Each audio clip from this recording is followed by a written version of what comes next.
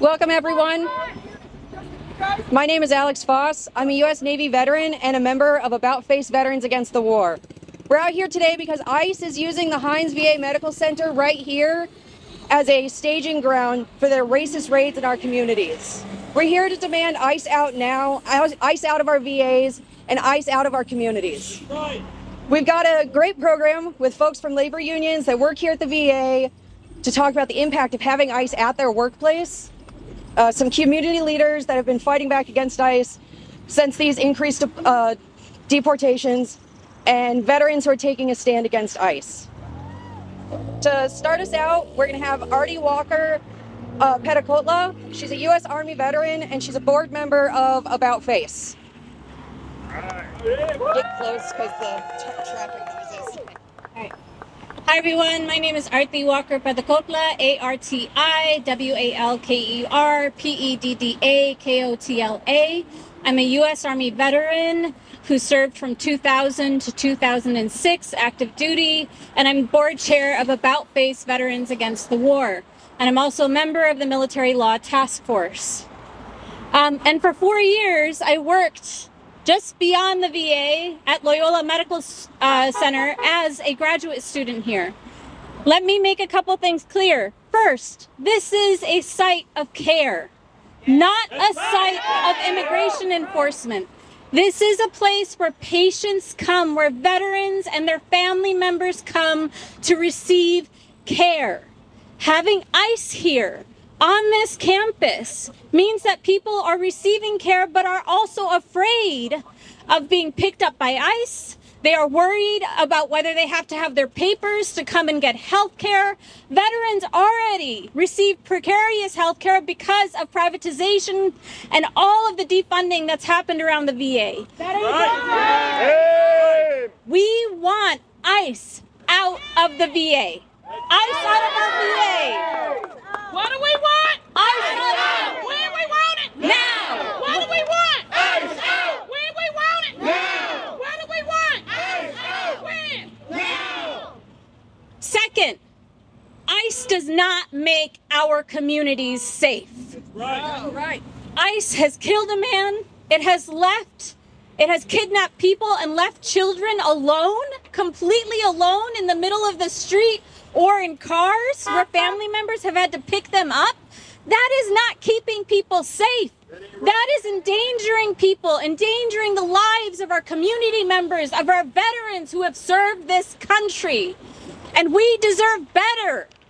Just like About Face and so many other groups demanded that we don't want National Guard in our communities, we don't want ICE in our communities. Right. That's right. Get ICE out of our communities, get ICE out of our VA. Thank you.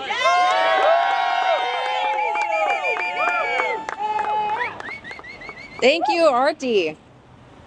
Next, we'll hear from a veteran who gets care here at the Hines VA Medical Center, Michael Applegate. He's a U.S. Navy veteran, and he's also a member of About Face Veterans Against the War. He's now a professional licensed counselor and art therapist.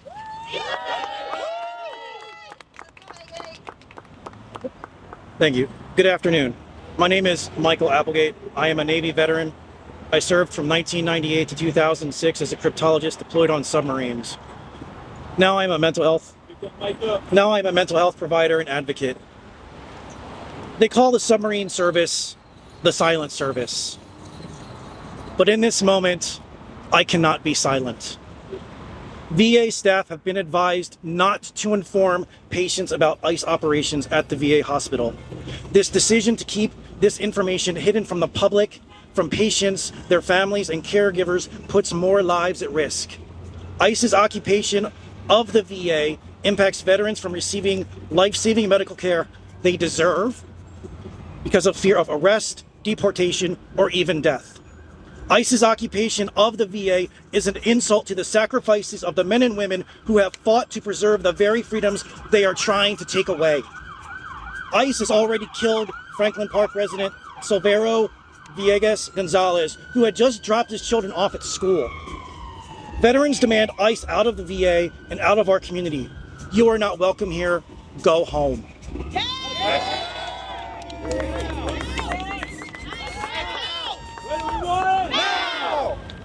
And I have a message to the National Guard and active duty. We are not your enemy. Remember your oath. It is the Constitution, it is to the people, it is to all of us. You have a duty, a responsibility to the American people to refuse illegal and unlawful orders. You have rights. Call the GI Rights Hotline. To declare war on its citizens is a violation of the Constitution and the oath that we are sworn to uphold. These are the same people who proudly wave the flag and then turn their backs on us when we are in need. There is no honor in terrorizing innocent civilians. There is nothing courageous about shooting unarmed civilians. We are not your enemy. We are your brothers and sisters in service. We are here to save the VA for all of us. Thank you.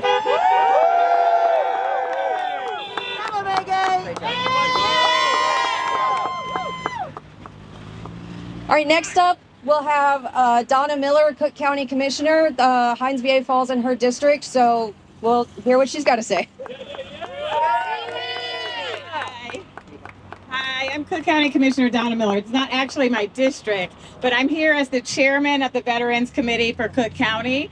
I think it's important to have all of these people standing here with us to make sure that we know ICE does not belong here. Immigrants have been a part of the U.S. military since its founding. My grandfather was the first Black physician at a VA hospital. This is indicative of how time changes things. History, the contributions that span every conflict and every war, our veterans should not have to be afraid to come to our hospital system. Thank you all for standing here today as proud veterans, as proud supporters, to make sure that ICE is out of our military service.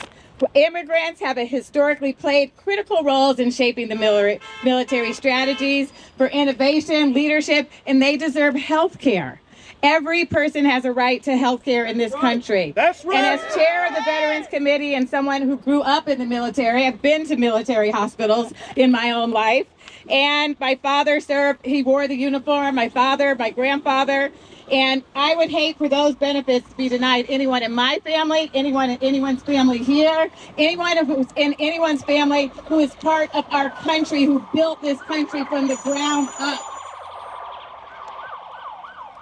I just want to say it's a disgraceful testament that Trump and his administration has blatant disregard for our military and our veterans. And as chair of the Veterans Committee of Cook County, we fought tirelessly to make sure veterans have benefits, not only from in Cook County, but across the entire country. That's how we honor our veterans, not by using them as political props, but by giving them the health care they deserve, by giving them the freedom that they fought for with our country, and to make sure that if they come here, they're safe here. Thank you for allowing me to speak. I'm Cook County Commissioner Donna Miller, and I applaud all of you for standing tall and making sure we want to make sure ICE gets out of our hospitals. Healthcare, not warfare! All right. Next, we're going to have Alderman Byron Lopez of the 25th Ward. His ward's been hit disproportionately by these ICE raids, so we'll hear from his perspective about what it means having ICE state using a place of healing for staging. All right. Thank you so much. Thank you. And I want to first thank About Face and all the veterans who are here for the courage to stand up for real justice, freedom for all of us. So my special gratitude to all the veterans who are here showing bravery, courage in a moment like this on behalf of our community. I also want to thank, of course, elected officials, commissioner, also the unions who are here with us, SEIU, National Nurses United, Labor Together. This is the kind of coalition that have pushed back, and this is the reason, because people are fighting and mobilizing, that the National Guard and troops did not descend on our city as it was planned. So I want to thank you, because we cannot let our guard down. What we see now after that is a continuous attack on our immigrant communities, on working people, on the very poor and vulnerable, on veterans as well, because these facilities belong to our veterans for service, people who are dealing with issues of unhoused, issues that are requiring us to work together to address these issues, not to defund our institutions of care, on health care, that are serving our veterans and to put it to deploy terror in communities like mine. I want to share with you what has been happening in the last week in communities like mine. What our immigration status now has become a death sentence, as it was the case with Silverio, one of our neighbors that was killed. And we will not only demand an investigation, we will demand also sanctions for any of those agents that are criminalizing, that are brutalizing our communities against the Constitution. We also have seen the deployment of cruelty on immigrant neighbors, not only over the weekend, but this very morning in my own ward. We saw over the weekend in Cicero how a family was detained. Mother and father were taken by ICE and left, a 3-year-old and a 6-year-old in deplorable, dangerous conditions. And I remind our state government, child endangerment is a violation of our Constitution. We cannot allow that. So we will not allow impunity. We will not allow these kind of criminal actions to be terrorizing children. The number of calls that we're getting for our children and our families, our children who are now having panic attacks, anxiety, terror, because that means that maybe when they come back home, they may not find their parents. They may have found the home torn apart. We cannot normalize this in our communities, nowhere in the country. But here in Chicago, we say no more. Here in Chicago, we hold the line. Here in Chicago, we said ICE out of our communities, out of our VA, out of our state. We need a federal government that comes to talk about how we're going to address the issue of our house, how we're going to serve our veterans well, how we're going to serve our Chicago well, how we serve the city of Chicago and the state of Illinois by investing in people, not terrorizing us, not terrorizing our families and our children. So today we call on every elected official to stand up for us. We cannot normalize this kind of terror. When our kids are put in dangerous conditions, I have 3-year-old triplets. Imagine what will be to leave a 3-year-old baby in the car with our families. Imagine, and that happened again this morning in my ward. Once again, a father snatched from the car, leaving children and a wife behind. These are not criminals. These are our neighbors. And here in Chicago, we hold the line, we protect each other, and I'm thankful for the city of Chicago and all these coalitions for standing up for fairness and justice. This is how we hold the line. This is how we protect each other. Say VA, set our communities out of the VA. We want ICE out of the VA, but also, again, once again, out of our neighborhoods, out of our city, out of our state. Si se puede, and thank you so much for standing with us. Thank you. Thank you, Byron. Up next, we'll hear from Reverend Emma Lozana. She's a pastor of Lincoln United Methodist Church.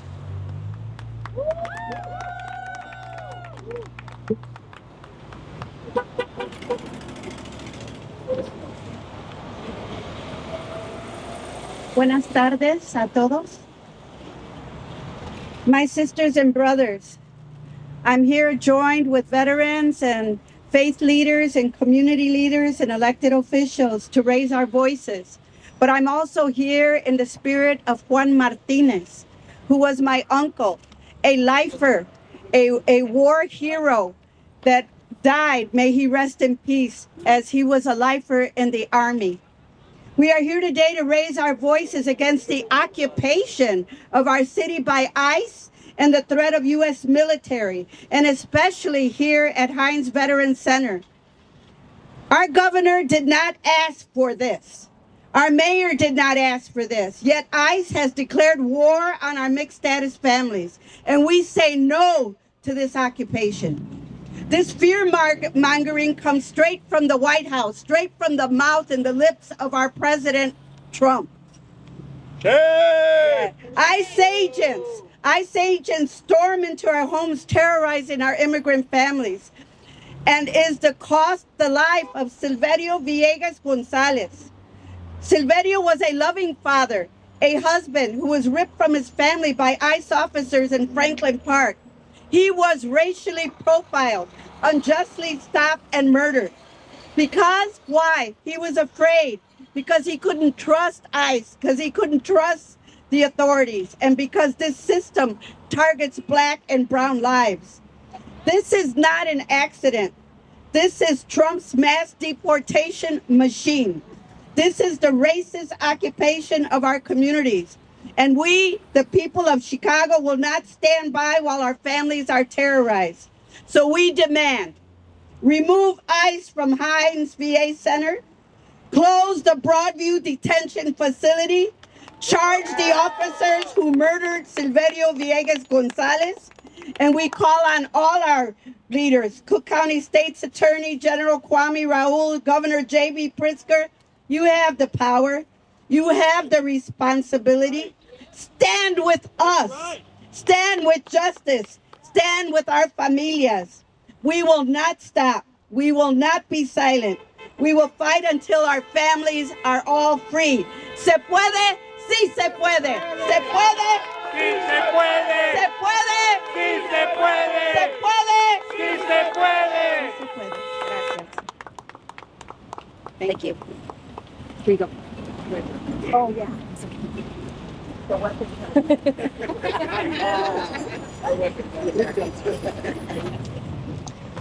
Next, we'll hear from two of the labor unions that work here at the VA. The first one, we'll hear from Henry Vega. He's a U.S. Army veteran and is the steward for SEIU Healthcare. Good afternoon. Thank you. Thank you all the union members. Thank you all the veterans. Thank you. Community leader, thank you for coming out and standing behind us. This injustice needs to stop. Again, my name is Henry Vega. I'm a motor vehicle operator here at Hines VA. I'm also a U.S. citizen with brown skin. In addition to wearing my vest, bearing evidence of my service to my country, I'm also carrying my passport. Literally, I have it. I'm carrying it because I'm scared that even though I am a U.S. citizen, even though I am a veteran, even though I am a federal worker outside the facility where I work serving veterans, I know I'm at risk of being targeted. It's hard enough for veterans to seek out the treatment they need. Many have service-related mental health issues. And just showing up to face those kinds of wounds is hard enough.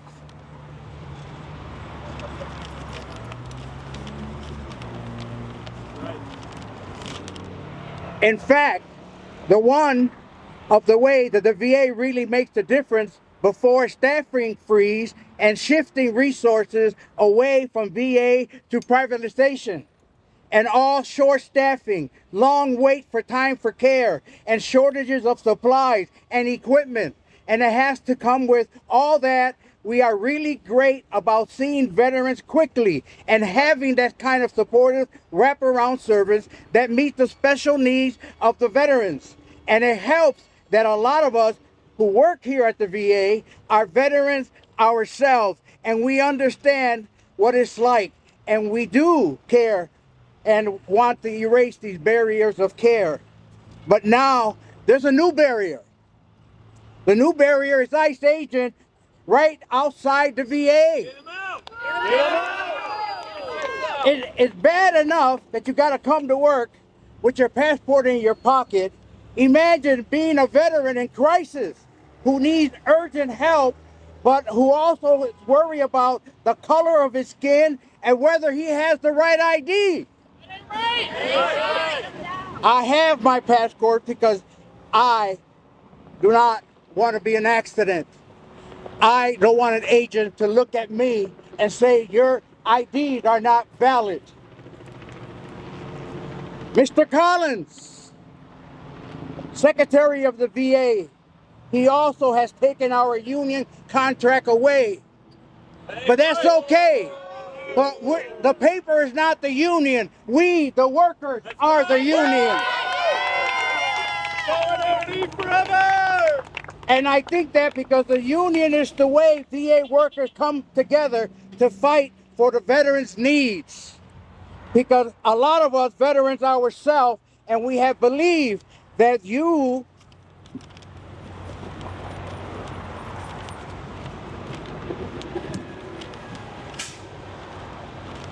made a promise to provide care to the people because they sacrificed our country. That when you said you would provide care to the veterans, you really meant it and deserve. That's enough staffing shortage, wait time, and without ICE in our parking lots. I love my job. I love working at the VA. I love serving my fellow veterans. I also rely on the VA for health care myself. And I want the VA to be there to support me, to keep me healthy. And I don't want for me and other veterans with brown skin to worry about coming to get care and not bringing the proper papers in their IDs. Enough is enough. What do we want? When do we want them? Now! That's why I'm standing here today. That's why I'm taking action with my union and not Doug Collins respect our contract. Because I know that when working people are under attack, we come together and stand together, and this is where we are. We're only as strong as the weak link, but as long as the union stands together, they cannot defeat us. Thank you. Thank you so much. All right, next we'll hear from Heather Fallon from National Nurses United. Make sure stand close to these mics as well. Hi, my name is Heather Fallon. I am a nurse with National Nurses United. I am a nurse in the VA system in Chicago, and I am a union steward with NNU. National Nurses United condemns federal agent occupation of the VA and of our communities. Hines VA Hospital and all the hospitals are places of rest and healing.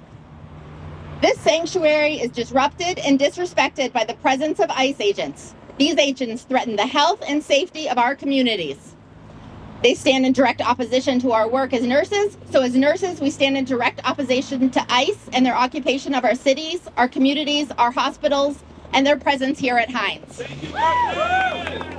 Across the country, working class people and their families are standing up to the Trump administration's immoral and unjust immigration raids that threaten the health and safety of our communities. Nurses, veterans, and workers here have taken up the role of monitoring ICE and Border Patrol to protect our community members. Over the weekend, ICE agents shot and killed Silvero Villegas Gonzalez in the Franklin Park neighborhood of Chicago. These ICE agents are a direct threat to the health and safety of our communities. As nurses, we say no. This violence instills fear in our patients and their families at a time when they are most vulnerable. Our patients and our veterans are seeking our care after their service to this country. As nurses, we advocate for our patients both at the bedside and beyond. Like all the violent escalations that we have seen under this administration, using hospitals and our communities to harbor ICE agents is meant to silence us into accepting these authoritarian acts of terror. Nurses will not be silenced.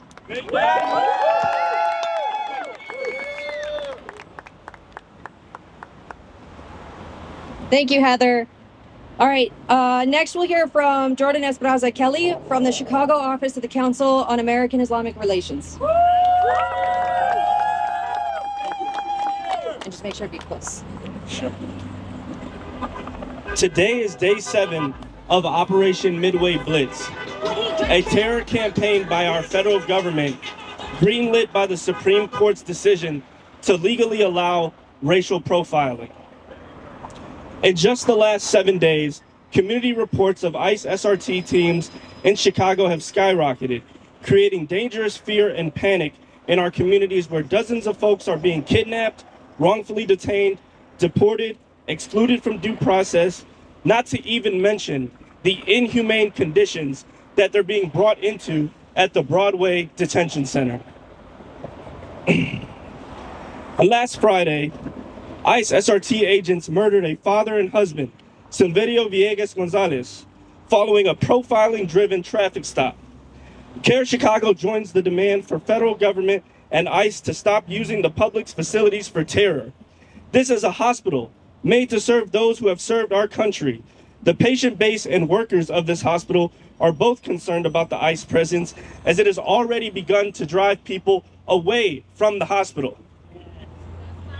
It is a shame that in America, you can fight for us in the USA's criminal, often baseless wars, yet not receive citizenship for that service, leaving members of the veteran community susceptible to this ICE presence.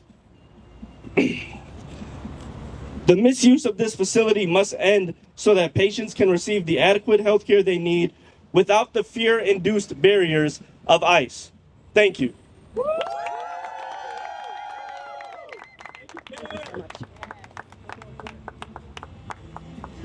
All right, next we'll hear from Elias Zapata, the Executive Director of Pilsen Defense and Access.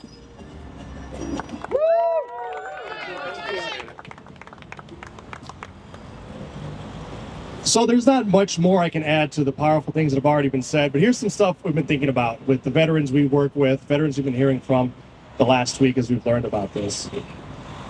We in this country, United States, love to say that, we should and we do honor the troops. We love to think of ourselves as a warrior nation, for better or for worse. But how do we treat our warriors when they come back home? As was just mentioned, you could be honorably discharged, you could be a combat veteran, you could have all sorts of honors, and you still are not guaranteed citizenship.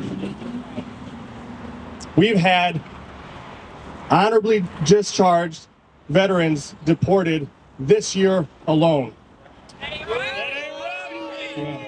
It is not automatic that if you served in the United States military, you're going to be service connected. There's all sorts of hoops that you have to jump through to get connected. All right. Now, when it properly funded, and when the staff at VA hospitals and medical centers and clinics are allowed to do their work and supported, it provides at its best exemplary care. We have too many of these medical centers, too many clinics, and most VA centers, even the largest ones like this one, the largest one in Illinois. You'll find patients driving from other states because we don't have enough of these centers. This year, VA services are being gutted. Benefits are being gutted already. This was already happening. Now, the same around hours within us hearing about the Supreme Court pretty much trying to codify, at least through legal precedent, racial profiling being allowed at the highest level of our government. Here, in a diverse state like Illinois, in the largest VA facility in the state, in a city like Hines, which is over 70% a minority, we have the same people that are attacking our minority communities, our racialized communities, our colonized communities, camped out here. Not only that, this last week we've been hearing from patients that are scared to go to their appointments, to get their prescriptions, to get the procedures that they need, the treatments that they need. We've heard from some of them here that are brave enough still to come in, but they know all of a sudden that their VA ID so all of a sudden is no longer good enough. Whether you're a veteran or a worker, now that ID that shows you your service is no longer good enough to prove you belong, that you deserve services. What's more, we've been hearing from staff here that are saying when they present their concerns to the VA administration, and we're hearing from patients, veteran patients that have been brave enough to come in still and felt that they could still do that, when they express their concerns to the VA administration, that they're being disregarded completely.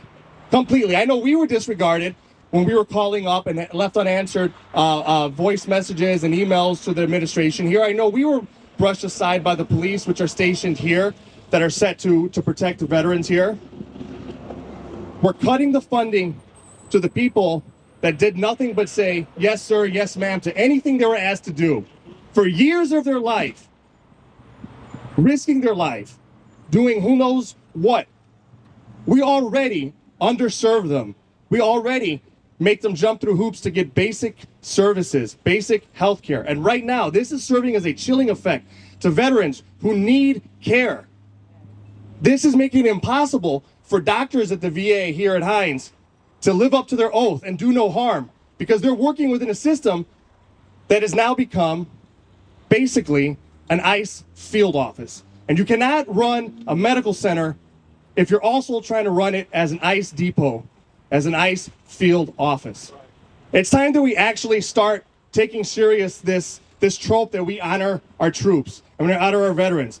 That's not a metaphor. These are real people that do real work and need real care. And we need to start standing up for them and demand that ICE not only leaves here, but wherever you are hearing this from. Call your local VA. Ask them the questions. Are you or will you collaborate with ICE? Call your local representatives if you haven't heard from them, if you haven't seen them here. Are you going to comment on this? We need to have dignity and self-respect for ourselves as a nation enough to honor our warriors and those who make this country work, and those who help our veterans, those who are providing care, those who are keeping these places clean and safe and welcoming. I'm honored to be here with you all in some small symbolic way. Thank you for all the work you all do, and thank you, media, for being here to cover it.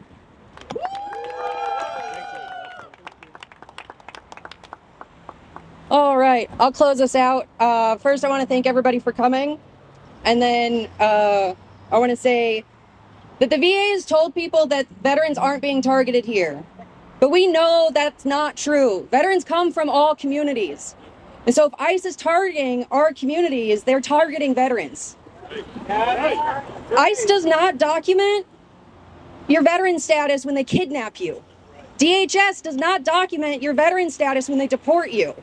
So I'm going to say it again. If ICE is targeting Black people, if ICE is targeting brown people, they are targeting Black and brown veterans. This is shared struggle. So what do we want? When do we want it? Now. What do we want? When do we want it? Now. I want to thank everybody for coming. Thank you for all your support. Thank you, media. Thank you, labor unions. Thank you, elected officials. And thank you to all the veterans that showed up today. We'll open it up for questions. Yeah. Someone very helpfully noted the Illinois Constitution, which is also operable here, and reviewing footage that was captured not only by CBS2 but also by independent videographers. The killing of Villegas Gonzalez would appear to merit felony charges. So do you have any demands of our local state's attorney, Burke, or our Illinois state's attorney to press charges against those who killed Villegas Gonzalez? Yes, but I will let Alderman Byron come and speak to that. And then you want to add up? So we've seen other DAs and other attorney generals in the country that are upholding their state constitution. When we see that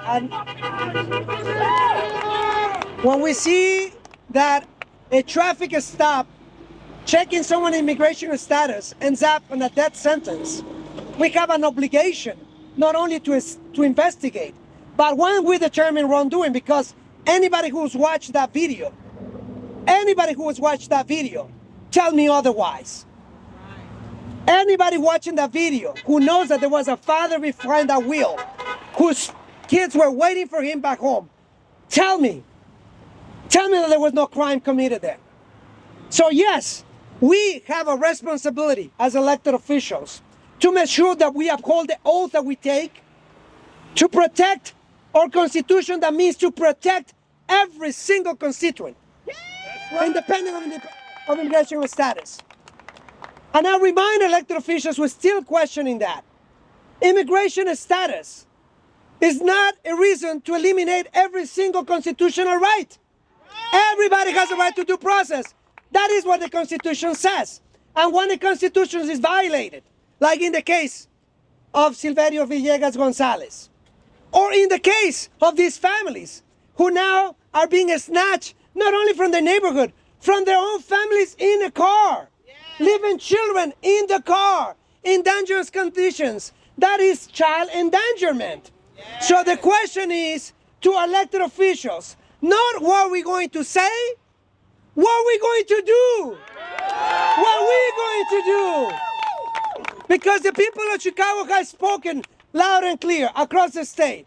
We're not in war with nobody. Chicago is not in war. Our children are not in war when they're going to school. But they certainly look like they are. When mass people are waiting for them outside of their homes, outside of the schools, outside of the hospitals, outside of churches. So yes, we have a responsibility to uphold the Constitution. And as the Attorney General and the DA in Philadelphia has said, so there is precedent. Put these agents in front of a local jury. Let them explain why they're doing that. Let them explain who they have an oath to the Constitution or to those who are giving illegal orders.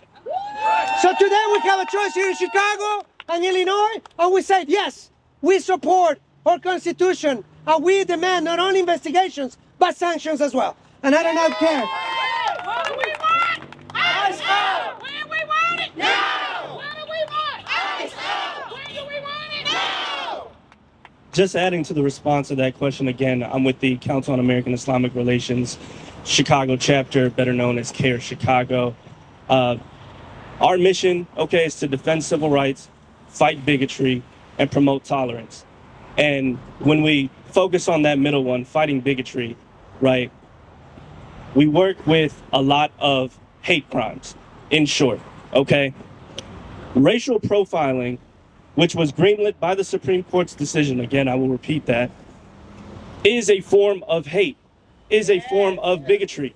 This was not a traffic stop, okay?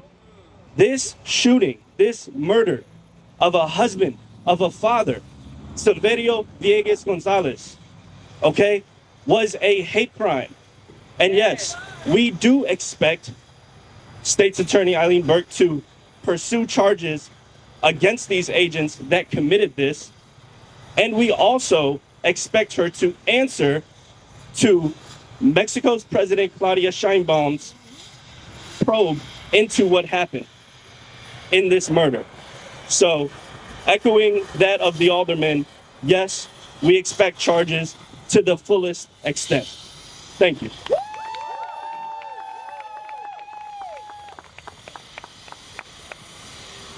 Okay, do we have any more questions for anybody up here? All right, thank you again, everybody, for coming out. It was so great for all your help and everything. So thank you, thank you, thank you. What do we want? ICE out! When do we want it? Now! What do we want? ICE out! When do we want it? Now! What do we want? ICE out! When do we want it? Now! Healthcare, not warfare! Healthcare, not warfare! Healthcare, not warfare! Healthcare, not warfare! Thank you, nurses! Thank you, unions! All power to the people! All power to the people!